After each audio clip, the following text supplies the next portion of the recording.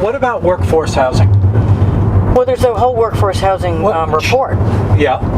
Should we have been a little more Proactive a long time ago? You betcha.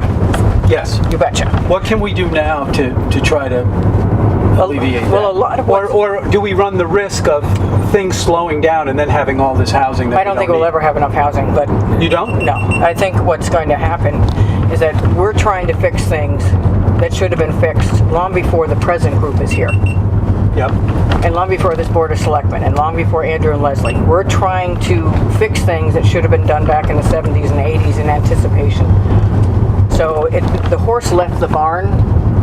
We haven't quite closed the door on the barn. We've got our foot on the door, keeping it open. So maybe we can fix some stuff that should have been addressed many, many years ago, longer years than most people that are listening to this. What do you see on the horizon? Well, that's a good question. Not much. I think zoning will change as neighborhoods change, as they're built. We get rid of more commercial RC and move it into other zones of commercial that are more typical of what's going on in the neighborhood at the time. Mm-hmm. I think there'll be more action on that. Right now, the Planning Board and the Planning Commission are undertaking a review of the master plan, which is 10 years old, I think now. And you should go through that review, and what we're doing is seeing how much we've actually accomplished under the master plan. There are nine tenants under the master plan. How much have we actually accomplished, and how much do we still have to go through? Right. That's a big thing right now, because that gives you some direction as to where you want to go. How about this? You happy with this? Yeah. I wish there was more screening, and everybody in here wishes there was more screening. What do you mean? Oh. You know, more plantings and whatnot. They, plantings? You know, well, more screening, more bushes, more... No, it's not up to the HDC. These are all restricted. Restricted? All 40 units. They're all covenant? There are 3 habitats in here. Okay. Or will be 3 habitats. I think they are built now. And the other ones are... So what kind of... These are owned? Yep, all home ownership. And what's the average price on these things? They have to be anywhere from the 80%ers. 20% had to be 80% of AMI. So they had to be a lower cost. All the way up to 150%, but every one of them has a covenant of some So what sort. kind of mortgage are these people paying, roughly? The 150s are paying probably based on a $600,000. The 80s, I think, are down in... $600,000? I think that's what they are. For 150, under the state, this is beyond us also. It's state and federal guidelines are established by somebody other than Nantucket. Okay. They have to work within those percentages. Now, I'm on the Housing Authority. I've been on the Housing Authority dozens of years. Right. We owned this property, and we then sold it to Housing Assistance Corp on the Cape, who does all these 40Bs. Okay. And what we didn't want was what you see over at Beach Plum off of Fairgrounds Road, off of Rugged Road, where they have these $2 million massive market rates. I can't go out that way. No. 20%, 80%. So you get this big dichotomy between the top and the bottom.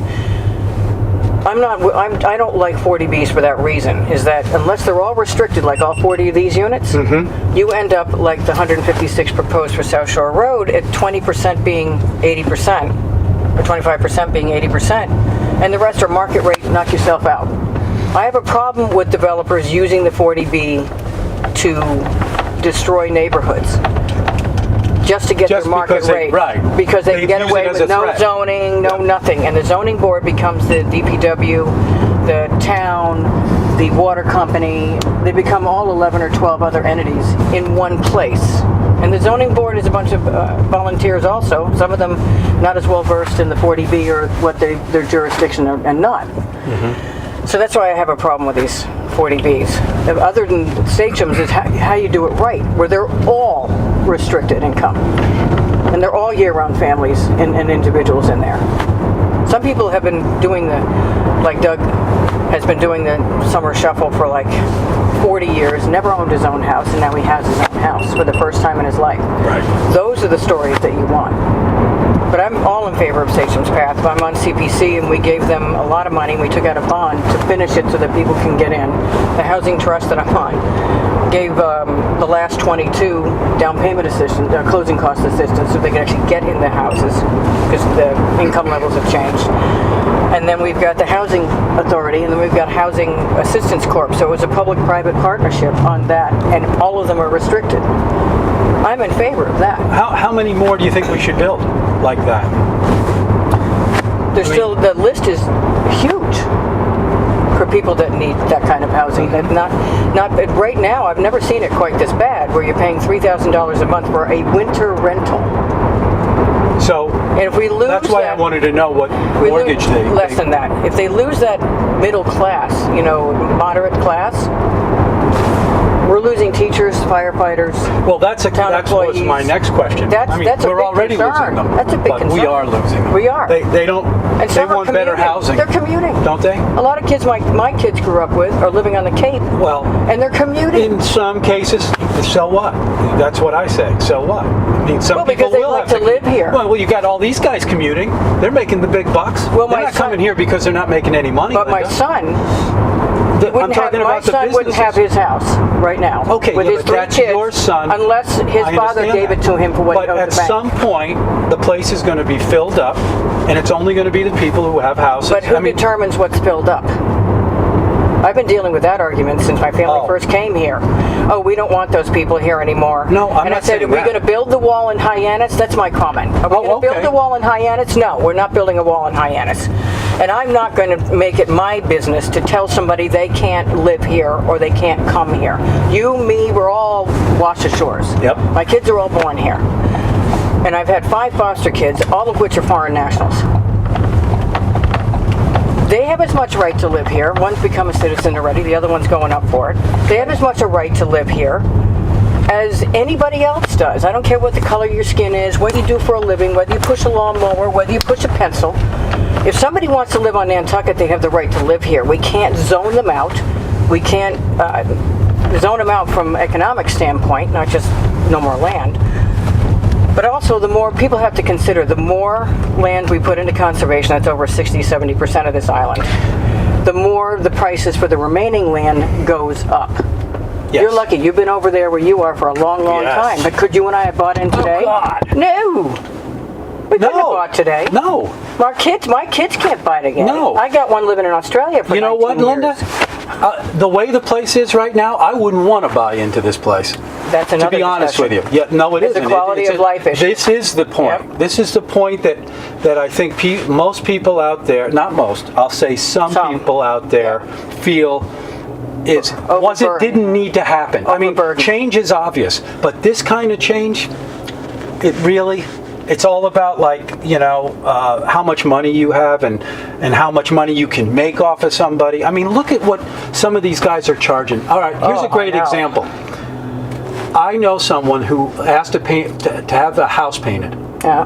This is a good example. They used a painting company. Here?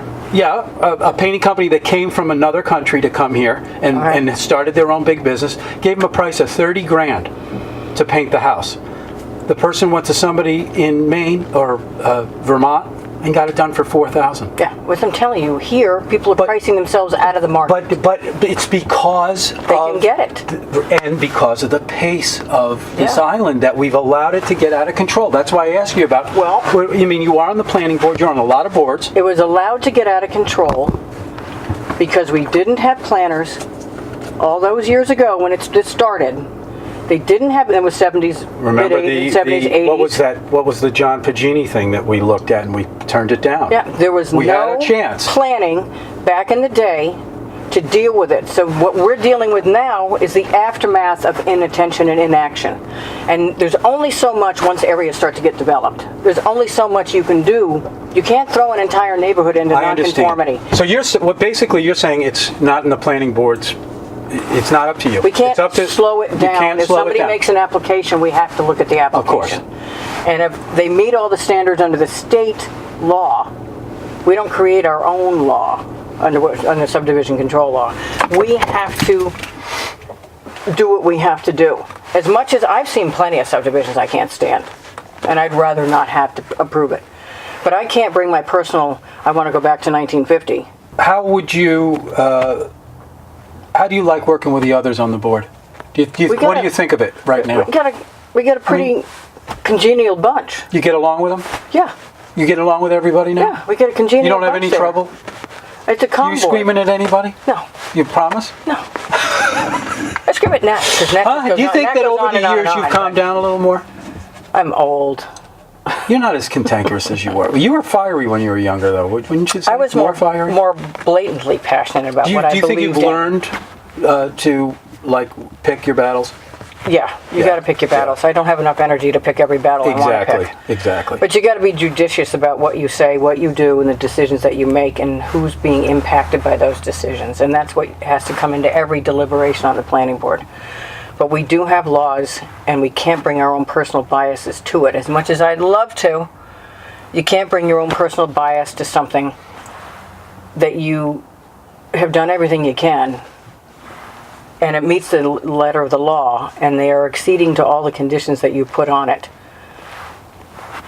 You got to do what you got to do. All right. As much as I hate doing it sometimes, and I'm not going to say I'm pro-development. I'm not. I'm love to go back and roll up the sidewalks in 1960 Okay. and say, here it is, there you go. Yeah, we'll keep it like that. But you can't. I And know. then every person that comes here, every person that comes around Brant Point has their own perspective and say, okay, now that I'm here, whether it was last week or 4 years ago or 10 years ago, now I want to roll up the sidewalks and put the wall in Hyannis.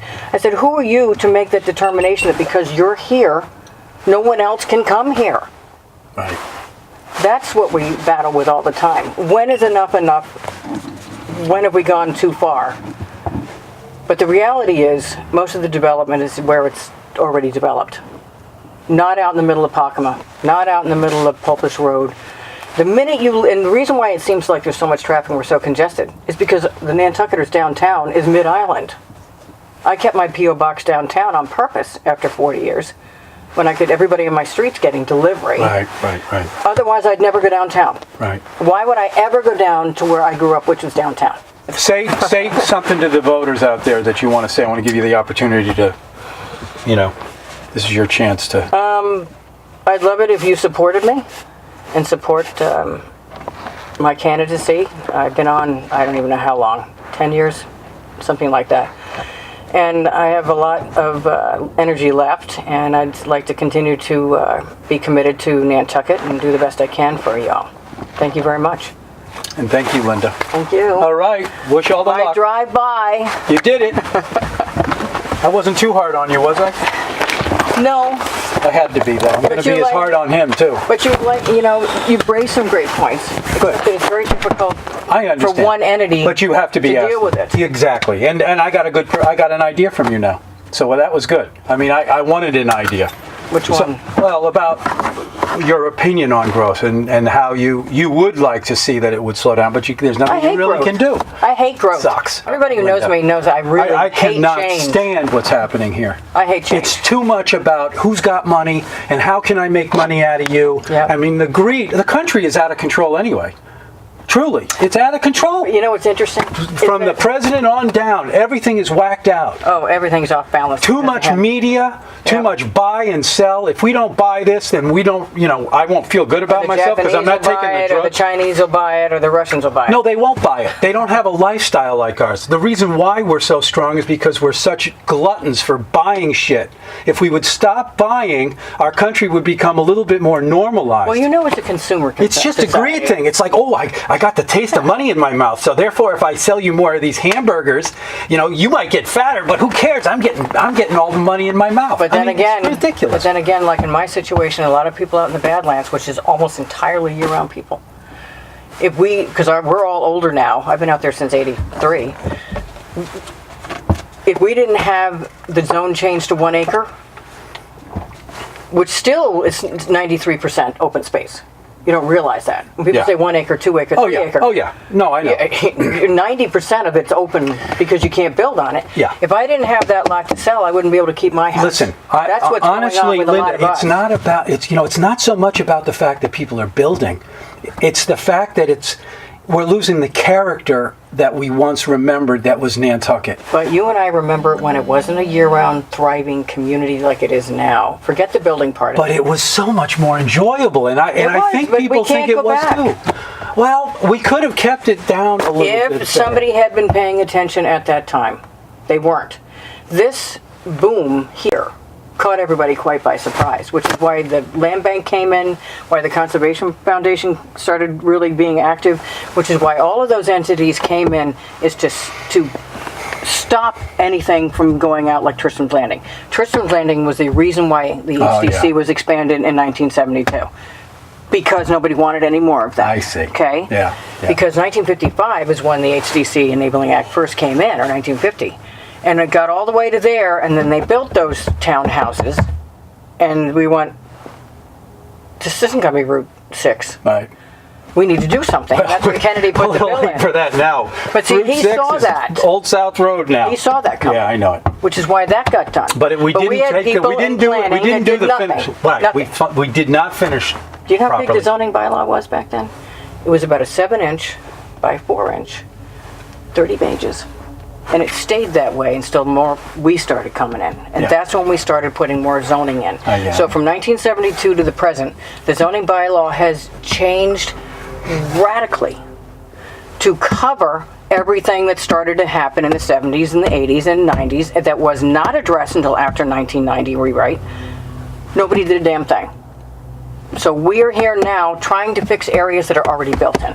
Okay. How do you do that? Right. You take the commercial off the top of Pine Valley 2 years ago.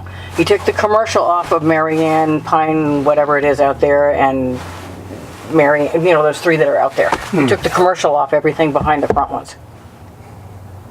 We rezoned Coppin's Pit, so that's where the industrial crap goes. No houses are allowed in there. You can have some employee housing. So we've done what we can, considering what's already there. Okay. I gotta go. Okay. See ya. That's the problem we're facing now. Okay. I better call this guy. You have a fun time. Yeah. See you later. Okay. Bye. Going to get my son a hamburger. Where? Boathouse. Love it. Love it.